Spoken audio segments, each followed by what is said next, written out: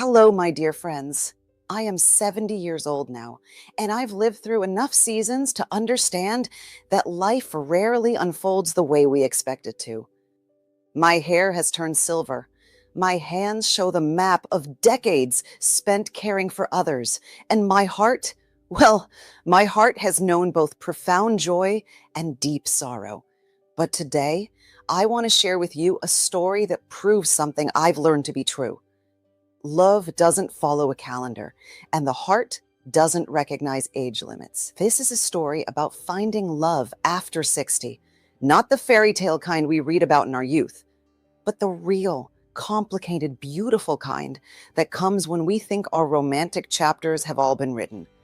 It's about second chances, about courage in the face of fear, and about the unique challenges that come when we dare to open our hearts again after decades of protection. The woman in this story is someone you might know. Perhaps you see yourself in her struggles, her hopes, her fears. Her name is Eulalia, and when I first met her, she was convinced that love was something that belonged to her past, not her future. How wrong she was. I had grown comfortable in my loneliness, if I'm being honest. At 63, I had my routines down to a science. Morning coffee at exactly 7 a.m., reading a newspaper from front to back, tending to my small garden where my tomatoes grew in perfect, predictable rows. Thursdays were for grocery shopping, Saturdays for cleaning, and Sundays were the hardest. But I had learned to fill them with crossword puzzles and old movies. My name is Eulalia Nightingale. Yes, like Florence, my mother used to say with pride. And I had been a widow for 8 years. Harold had been my husband for 32 years. And when he passed from a sudden heart attack, I thought that was it. I thought I had used up my allocation of love for one lifetime. Our children, Zelda and Thaddeus, lived across the country with their own families, calling dutifully every Sunday evening. "Mom, you should get out more," Zelda would say. "Maybe join a book club or something." Thaddeus was more direct. "Dad wouldn't want you to be alone forever, Mom." But they didn't understand.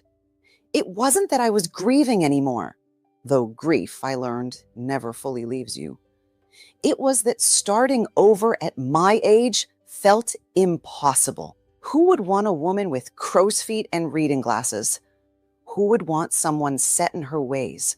Someone who went to bed at 9 p.m. and woke up at 6 a.m. like clockwork. The mirror had become my enemy. Where I once saw a vibrant woman with sparkling eyes, I now saw sagging skin and age spots. My body, which had carried 2 children and danced with Harold at countless weddings, now creaked when I stood up too quickly. How could I possibly think about romance when I couldn't even recognize myself anymore? But life, as I've learned, has a way of surprising us when we least expect it. It was a Tuesday in October when everything changed.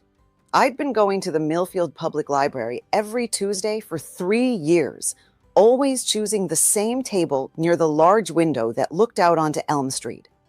I liked watching the world go by while I read my novels, usually something safe, something that didn't challenge me too much. That particular Tuesday, my usual table was occupied by a man I had never seen before. He had silver hair that caught the afternoon light, and he was hunched over what looked like architectural drawings. I stood there for a moment, clutching my copy of The Thursday Murder Club, feeling oddly displaced. "I'm sorry," he said, looking up and catching me staring. His eyes were the most striking shade of green I had ever seen. "Am I in your spot?" "Oh no, it's fine," I lied, feeling foolish. Any table will do. But he was already gathering his papers. "Please, I insist. I'm Bartholomew, but everyone calls me Bart. And you look like you have a system." His smile was warm and slightly crooked, and I found myself smiling back. "Eulalia. And I suppose I do have a system." "Eulalia," he repeated, as if testing how it sounded. "That's a beautiful name, like a song." I felt heat rise in my cheeks. When was the last time someone had complimented me? "It means well-spoken in Greek," though I've never been particularly good at speaking up. Maybe you just haven't had the right audience." He settled at the table next to mine, and I couldn't help but notice how carefully he arranged his drawings. They were detailed sketches of buildings, beautiful architectural renderings that spoke of skill and patience. "Are you an architect?" I asked, surprising myself with the question. "Was," he said. "Retired now, but I still design birdhouses for my grandchildren. Probably over-engineered birdhouses, but..." He shrugged with a self-deprecating smile. I found myself laughing, actually laughing, for the first time in months. Over the following weeks, our Tuesday encounters became something I looked forward to with an intensity that both thrilled and terrified me. Bart would arrive around 2 p.m., just as I was settling in with my book. He always asked about my reading, listened intently as I described the plot, and somehow made me feel like my opinions mattered. I learned that he had been widowed for 5 years, that his wife Cordelia had died after a long battle with cancer. He spoke of her with tenderness, but not the crushing grief I had expected. "She made me promise," he said one Tuesday, "not to turn into a hermit. Said she'd haunt me if I didn't at least try to keep living." I told him about Harold, about how we had met in college, how he had proposed during a thunderstorm because he couldn't wait for better weather. Bart listened without trying to fix anything or offer platitudes. He just listened. "Do you ever feel guilty?" I asked him one afternoon, the words tumbling out before I could stop them. About feeling happy again?" Bart looked up from his drawings. Today he was working on an elaborate Victorian birdhouse, complete with tiny shutters. "Every day," he said quietly. But then I remember something Cordelia told me near the end.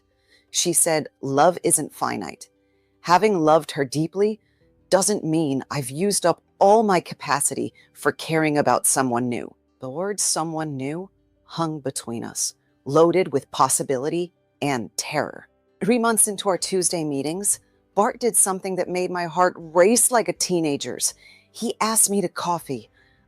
"I know this might sound forward," he said, fiddling with his pencil, "but there's this little cafe on Main Street, Dottie's Diner. Would you like to have coffee sometime? Not on a Tuesday, I mean. Like a real date?" I supplied, proud of myself for being able to say the word. "Date," he confirmed, and his smile lit up his entire face. I said yes before my rational mind could interfere. But that night, lying in bed, panic set in. What did I know about dating at 63? The last time I had been on a first date, Reagan was president and shoulder pads were fashionable. What would we talk about? What would I wear? What if he saw me in different lighting and realized what a mistake he had made? I called Zelda in California, despite the time difference. "Mom?" Her voice was thick with sleep. "Is everything okay?" "I have a date," I blurted out. The silence stretched so long, I thought the connection had been lost. "Mom, did you say you have a date?" "His name is Bartholomew. Bart. We met at the library. He's an architect. Was an architect. He designs birdhouses now." I could hear her waking up her husband. Jim, wake up! Mom has a date!" "Zelda, please don't make a big deal. Are you kidding me? This is huge. What's he like? How old is he? Is he handsome?" Her excitement was infectious, but it also made the whole thing feel more real and therefore more frightening. Dottie's Diner turned out to be one of those timeless places with red vinyl booths and a waitress named Marge who had probably been working there since the Carter administration. I arrived 10 minutes early, my hands shaking as I applied lipstick in my car mirror. I had spent 2 hours getting ready, trying on 4 different outfits before settling on a blue blouse that Zelda had sent me for Christmas and my best pair of slacks. I felt ridiculous and excited and terrified all at once. Bart was already there, sitting in a corner booth, and he stood up when he saw me. actually stood up like men used to do when I was young. He had traded his usual flannel shirt for a button down, and his hair was freshly combed. "You look lovely," he said, and I believed him. The coffee was terrible, but the conversation flowed like we had known each other for years instead of months. We talked about our children. His son lived in Oregon, his daughter in Maine.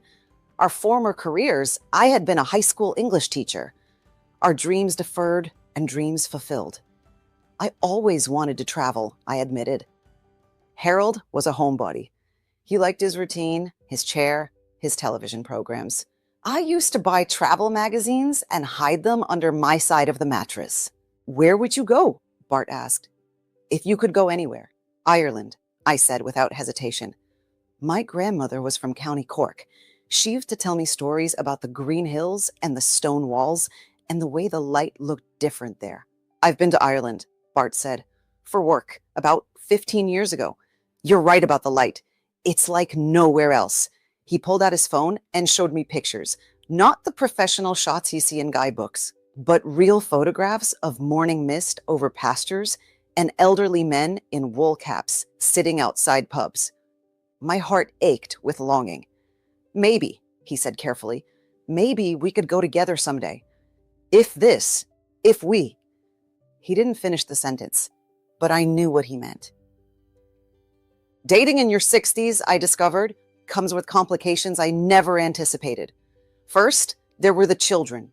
Thaddeus was supportive but worried. "Are you sure you're not rushing into things, Mom? It's only been 8 years since Dad died." 8 years. Only 8 years. As if there was some prescribed timeline for when it was acceptable to feel alive again. Zelda was more direct in her concerns during our Sunday call. "Have you Googled him? Do you know if he's financially stable? What if he's looking for someone to take care of him? What if he has health problems he hasn't told you about?" These were valid concerns, I knew, but they stung. When you're young, you don't run background checks on your romantic interests. You don't worry about whether they'll become a burden or whether their children will resent you for entering their parents' life. Then there were the physical realities. On our third date, Bart reached for my hand across the table at the Italian restaurant on Oak Street. His fingers were warm and slightly rough from years of working with his hands, and the gesture sent electricity through my entire body.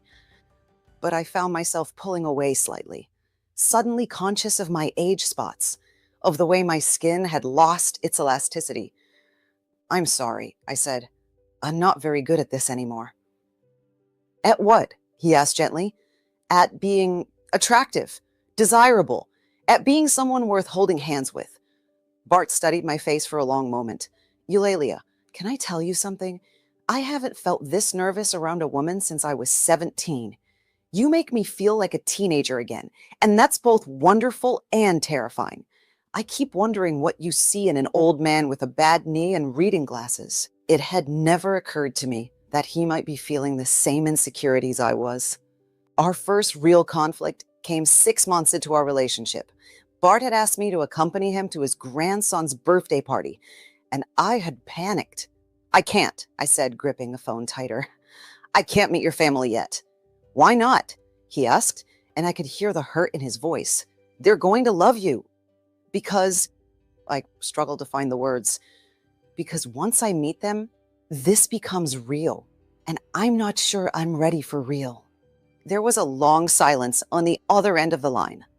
"Eulalia," he said finally, "I've been real about you from the beginning.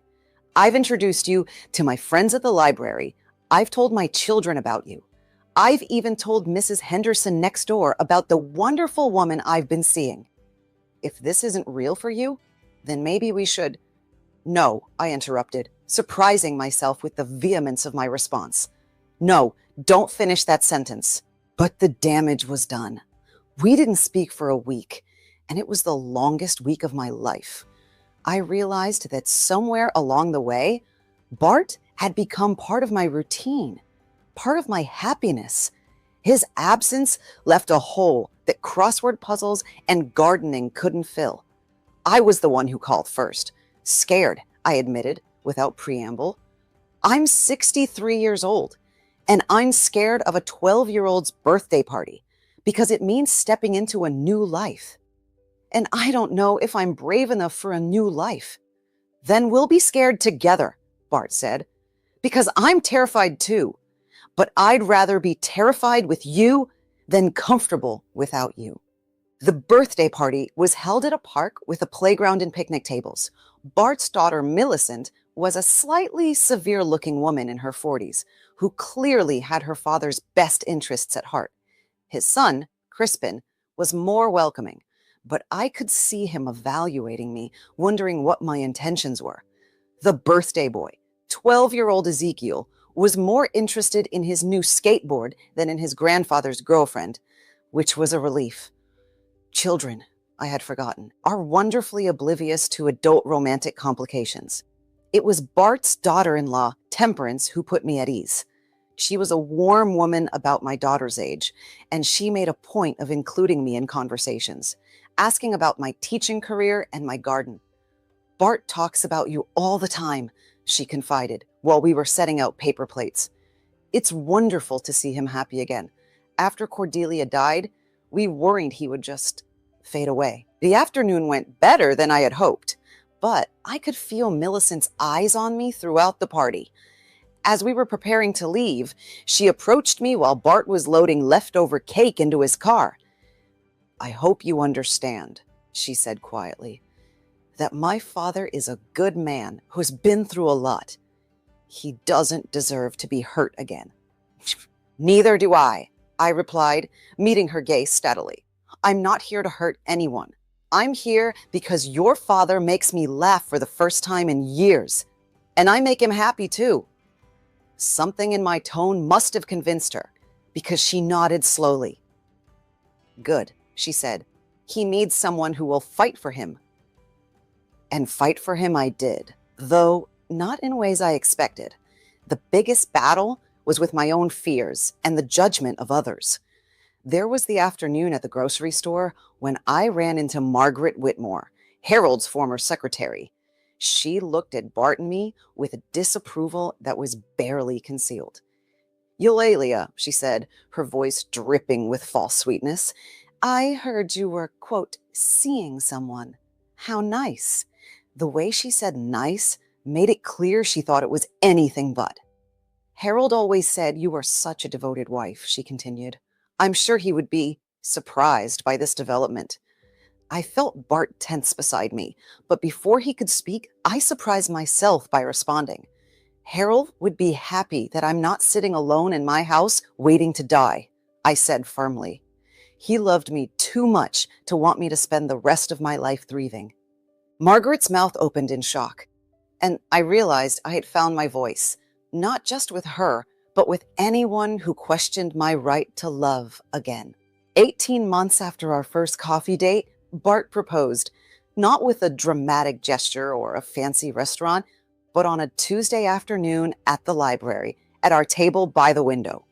He had been working on his drawings as usual, but when I looked over, I realized he wasn't designing a birdhouse.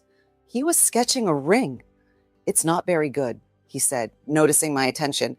I'm better with buildings than jewelry. But I wanted you to see what I was thinking before I asked the jeweler to make it. The sketch showed a simple band with a small diamond, elegant and unpretentious. Bart, I whispered, my heart hammering in my chest. I know we're not kids anymore, he said, setting down his pencil and taking my hand. I know people might think we're silly, two old people talking about marriage, but I don't want to waste whatever time we have left wondering what if. I love you, Eulalia. I love your laugh and your kindness and the way you make me feel like I'm still worth something. Will you marry me? I looked around the library at the place where our story had begun, at the other patrons reading quietly at their tables, at the afternoon sun streaming through our window. This wasn't how I had imagined a second proposal would happen, but it was perfect in its ordinariness. Yes, I said. Yes, of course, yes.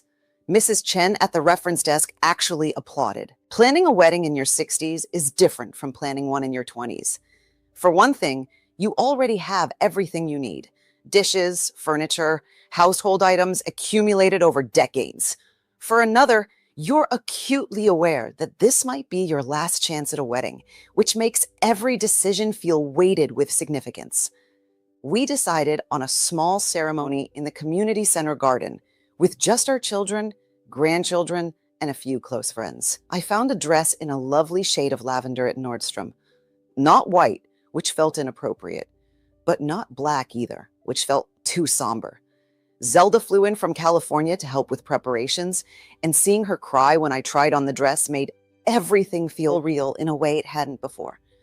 "You look beautiful, Mom," she said, dabbing at her eyes with a tissue. "Dad would be so happy for you." The hardest part was writing new vows. How do you promise forever when you're realistically looking at maybe 20 years together?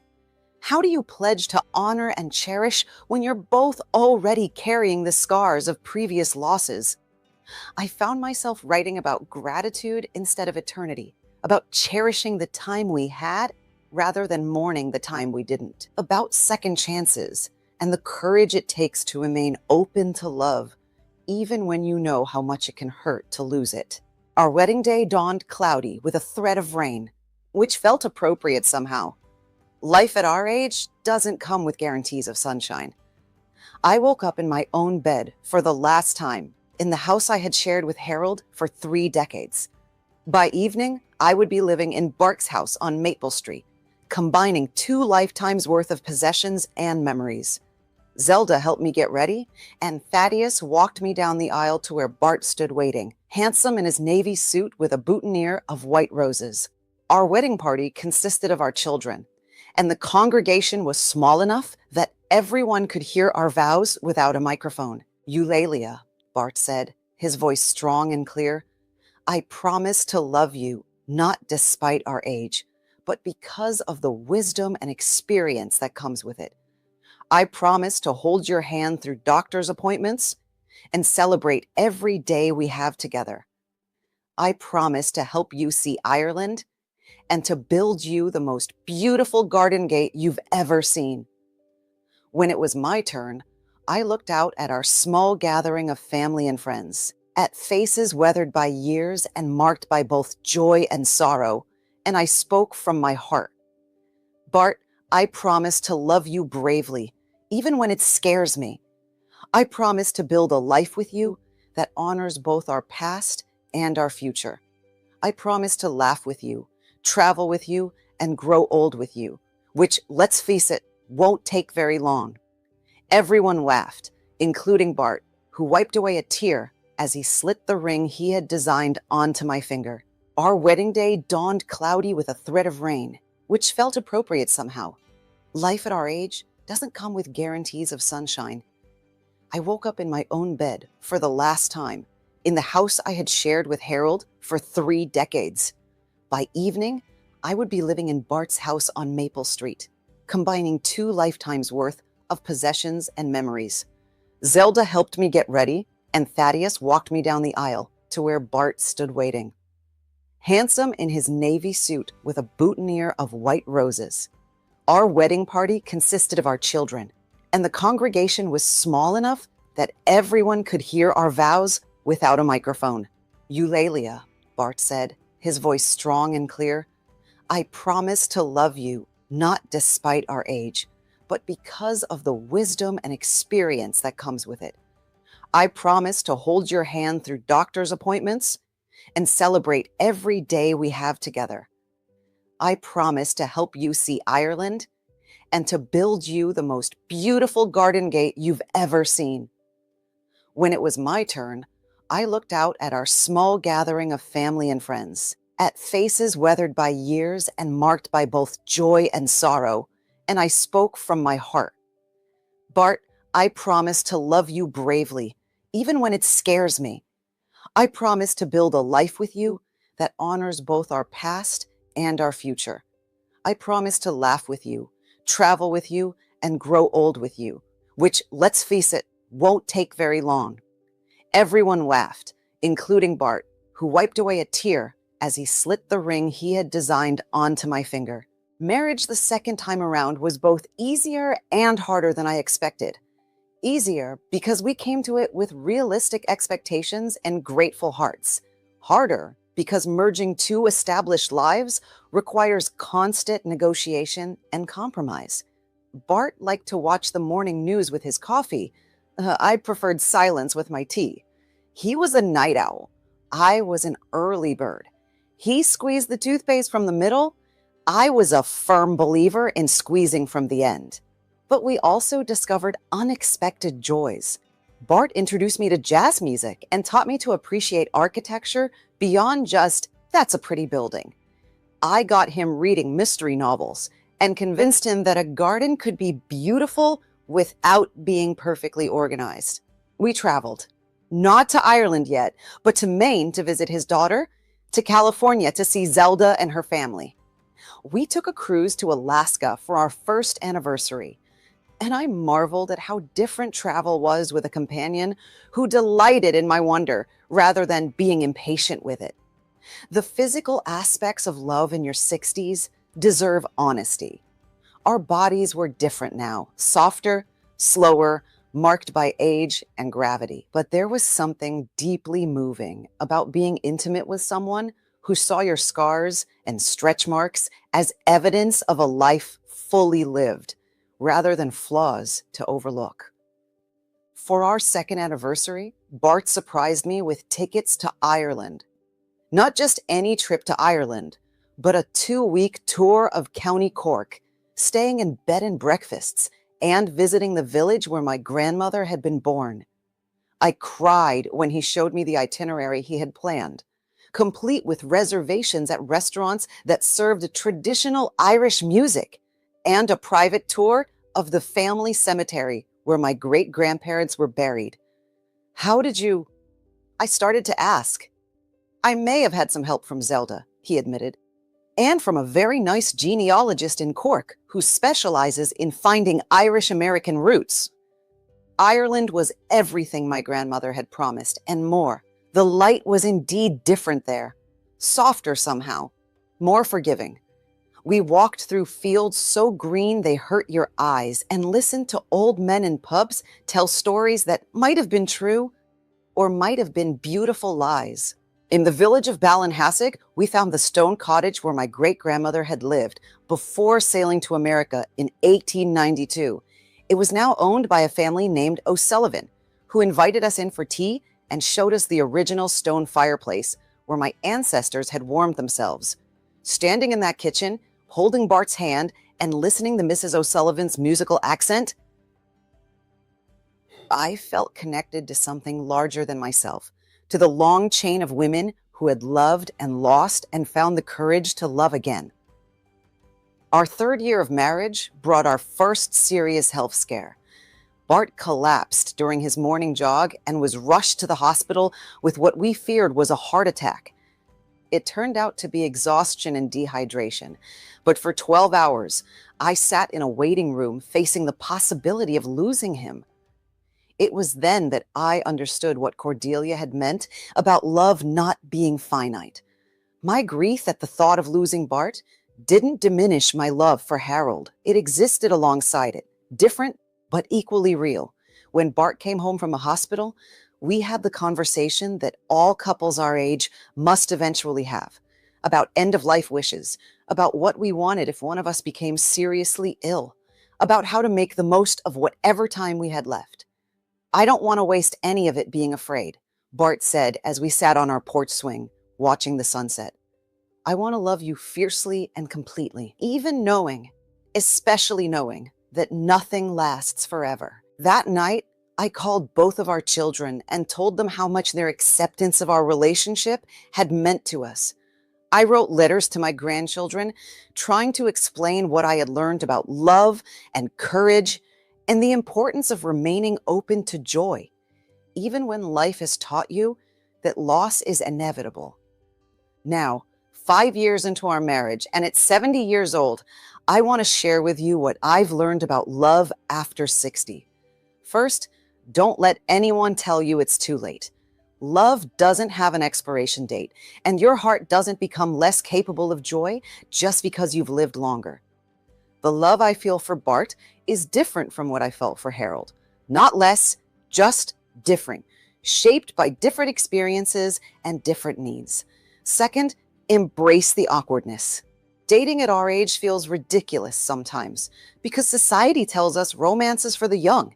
Ignore society. Fumble through first kisses and nervous conversations and the strange dance of merging established lives. It's worth it. Third, be honest about your fears. I wasted months being afraid to meet Bart's family, afraid to seem too eager, afraid of being judged. When I finally started speaking honestly about my fears, they lost much of their power over me. Fourth, don't try to recreate young love. What we have is better in many ways. More patient, more grateful, more aware of its preciousness. We don't have the luxury of assuming we have forever, and that makes every day more meaningful. Fifth, expect resistance from others and from yourself. People will question your motives, your judgment, your right to happiness. Your own mind will sometimes betray you with doubts and comparisons. Push through it. And finally, remember that second chances are gifts, not guarantees. Not everyone gets the opportunity to love again. If you do, treasure it, protect it, and don't let fear rob you of the joy you deserve. As I finish telling you this story, Bart is in the garden building a new trellis for my climbing roses. His hair is completely white now, and he moves more slowly than he did when we first met. But his hands are still sure and skilled, and he still makes me laugh every day. We've been married for 5 years, together for 7, and I can honestly say they've been among the happiest years of my life. Not because they've been perfect. We've had our share of health scares, family drama, and ordinary marital disagreements, but because they've been lived with intention, with gratitude, and with the knowledge that love is always a risk worth taking. Next month, we're planning a trip to Scotland. Bart wants to see the castles, and I want to trace another branch of my family tree. We're both moving a little slower than we used to, but we're still moving forward, still exploring, still discovering new things about each other and about ourselves. If you're listening to this story and wondering if it's too late for you to find love again, let me tell you, it's not. If you're afraid of looking foolish or being judged or having your heart broken again, let me tell you, you might look foolish. You will certainly be judged. And yes, your heart might break again. But the alternative, living the rest of your life in protective isolation, is far worse. Love is always a leap of faith. But at our age, we have the wisdom to leap with our eyes open, knowing exactly what we're risking and exactly what we stand to gain. And what we stand to gain, my dear friends, is everything. Take the leap. Your heart is stronger than you think, and you deserve love at every stage of your life. Don't let anyone, including yourself, convince you otherwise. The sun is setting now, painting our garden in shades of gold and pink. Bart has finished his work and is walking toward the house, toward me, with soil under his fingernails and a smile on his weathered face. In a few minutes, we'll sit on our porch swing and plan tomorrow's adventures, grateful for today and hopeful for whatever comes next. This is Love After 60, imperfect, precious, and absolutely worth fighting for.